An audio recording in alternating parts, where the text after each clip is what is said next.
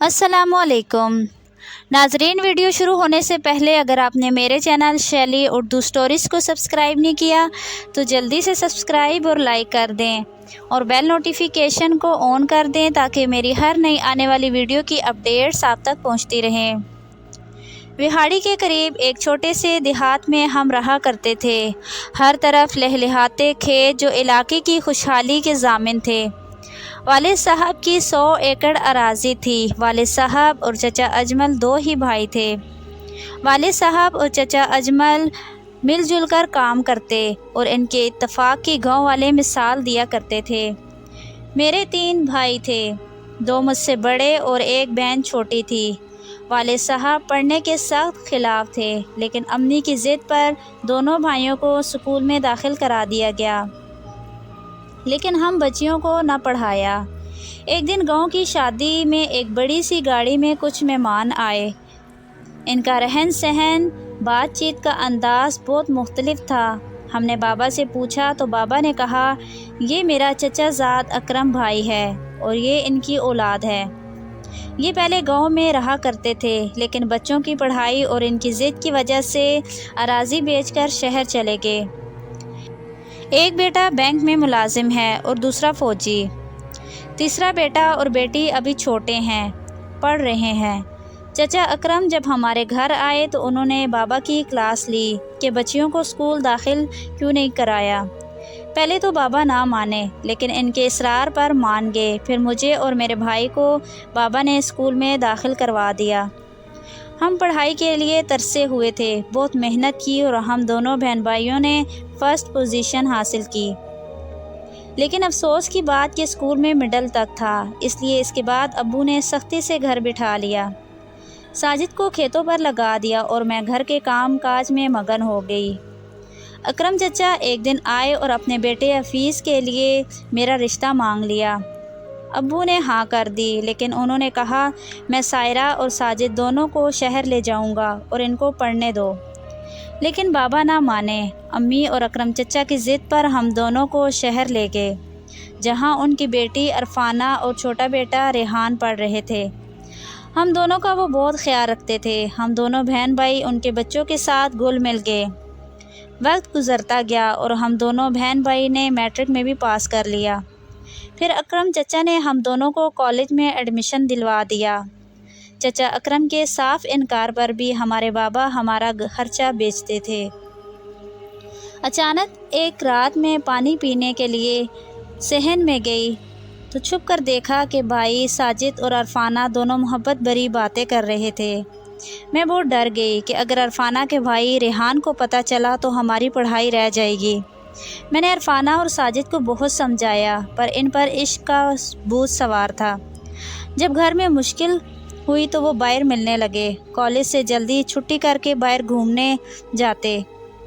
एक दिन वो कॉलेज से निकले, रिक्शा लिया तो चचा अकरम ने इनको देख लिया और अपनी गाड़ी रिक्शे के ताक़ुब में लगा दी, जो एक रेस्टोरेंट के बाहर रुका। इनको कोई होश नहीं थी कि चचा हमारा पीछा कर रहे हैं। चचा जब घर चले गए, शाम फिर दोनों की क्लास ली। उन्होंने कहा कि इज़्ज़तदार घरानों के लड़के या लड़कियां इस तरह नहीं करते, और साजिद को कहा कि तुम पढ़ने यहाँ आए हो, मैं तुम्हें इस घर से निकाल भी नहीं सकता, लेकिन तुम मेरे अपने हो। अपनी पढ़ाई पर तवज्जो दो, तालीम को अपना मकसद बनाओ। इनके ज़हन में ये था कि मेरे वाविला मचाने से रेहान को ना पता चल जाए, इसलिए वो चुप ही रहे। दोनों ने कुछ दिन तक अमल किया और फिर बाहर मिलने लगे।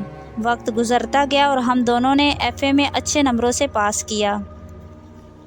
हमारे बाबा की खुशी की इंतहा न रही और कहा, दोनों मुझे मिलने आओ।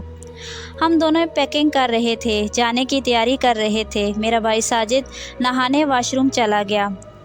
अचानक रेहान आया और कहा, साजिद मुझे बाइक की चाबी दो, बाबा कह रहे हैं साथ आपके मिठाई भी भिजवानी है। भाई को याद ना रहा और कहा, मेज़ पर मेरे बटुए में पड़ी है। रेहान ने जैसे ही बटुआ खोला, उसकी आंखें सुर हो गईं। इसमें इसकी बहन अरफाना की साजिद के साथ तस्वीर बनी थी। वही हुआ जिसका मुझे और चचा अकरम को खौफ था। वो अपने रूम में गया और रिवॉल्वर ले आया।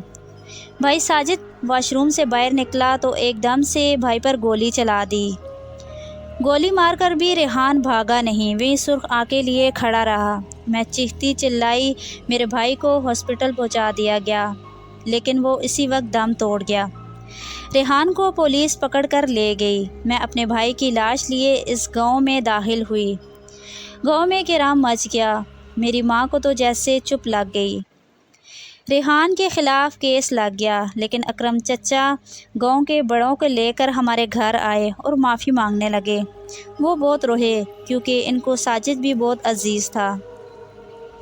پہلے تو بابا نہ مانے، لیکن سب کے کہنے پر بابا نے معاف کر دیا۔ لیکن اکرم چچا نے کہا، انور کے لیے میں اپنی بیٹی کا رشتہ دیتا ہوں، میں آپ سے تعلق نہیں توڑنا چاہتا۔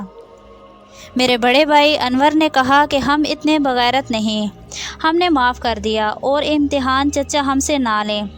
میں نے عرفانہ سے شادی بھی کر لی تو میرے دل میں اس کے لیے نفرت ہی ہوگی، اور اگر معاف بھی کیا تو گھر کی عورتیں اس سے نفرت کریں گی۔ ایک طرف ساجد کی بہنیں، میرا بھائی اور ایک ماں کا بیٹا، ہم کس طرح عرفانہ کو اپنی آنکھوں کے سامنے رکھیں گے؟ لیکن کبھی کبھی بڑوں کے فیصلے اولاد کو پایہ تکمیل تک پہنچا دیتے ہیں، صرف اپنے خاندان کو جوڑے رکھنے کی جستجو کرتے ہیں، اولاد کو قربان کر دیتے ہیں۔ اکرم چچا نہ مانے اور ایک بار پھر بڑوں کو لا کر ہم سے زبردستی کروا لی، اور عرفانہ اور انور کا نکاح ہو گیا، لیکن ہم سے برداشت نہ ہوا۔ اماں جان کو ایک صابر عورت تھیں، چپ رہیں، لیکن میں اور میری بہنوں کی نفرت نہ ختم ہوئی۔ ہم عرفانہ سے دن رات لڑتی، اس کو بھائی کی موت کا قصوروار ٹھہراتی، وہ بیچاری کب تک چپ رہتی؟ آخرکار وہ بھی بولنے لگی۔ ایک دن جب میں نے خوب سنائی اور عرفانہ پر طعنہ زنی کر رہی تھی کہ ہمارا جھگڑا ہو گیا، بھائی اتفاق سے آ گئے، ان کے ہاتھ میں کلہاڑی تھی۔ نہ میں چپ ہوئی نہ عرفانہ۔ بھائی تھکے ہارے گھر آئے ہوئے تھے، ہم دونوں کو چپ کرواتے رہے، لیکن ہم دونوں چپ نہ ہوئیں۔ بھائی کو غصہ آ گیا اور اپنی بیوی پر وار کر دیا، دوسرا وار کلہاڑی کا مجھ پر کیا۔ میں تو پیچھے ہٹ گئی، میرے کندھے پر لگی، لیکن کلہاڑی عرفانہ کے سر پر آن لگی، وہ ایک دم سے نیچے گر گئی۔ عرفانہ کو ہاسپٹل پہنچا دیا گیا۔ 2 دن تک تو وہ ہاسپٹل میں رہی، پھر وہیں دم توڑ گئی۔ میرے بھائی کو پولیس پکڑ کر لے گئی۔ اس واقعے کو سننے کی تاب ہمارے والدین میں کب تھی؟ وہ تو پہلے ہی ساجد کی موت سے ادموئے ہو چکے تھے۔ ماں صدمے سے چل بسی اور باپ کو دل کا دورہ پڑ گیا۔ ہمارا ہنستا بستا گھر تباہ ہو گیا۔